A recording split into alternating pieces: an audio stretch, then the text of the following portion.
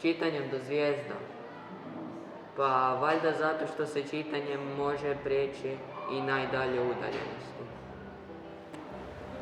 Mislim da se zove čitanje do zvijezda zato što volimo čitati i onda da puno čitamo kao zvijezde nemaju kraja i onda čitanje isto nema kraja. Čitanje mi znači puno zato što naučim nove stvari, kako su ostali bili događaji, znači kako događaji neki su iz stvarnog života, neki su izmišljeni i imam više mašte dok čitam i volim jako čitati knjige.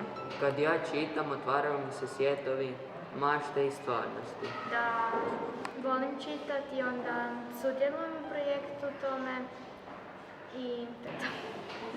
Čitam Miris knjige, Demon školske knjižnice, Matilda i Tom Gates. Ja čitam trenutno Demon školske knjižnice i radi se o tome da su jedna ekipa iz razreda išli po knjigu i onda boje se knjižničarke i tako demoni i to sve.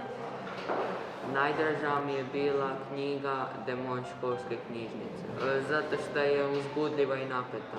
Tom Gates mi je najdraži zato što događaji su jako zanimljivi i imali su kao u školi maskenbal i tamo su se maskirali, a tomu su opadali kao ukrasi sa kostima i tada na kraju je uspio pobijediti kao da izgleda kao mačka, a treba izgledati kao čudovište iz jedne knjige.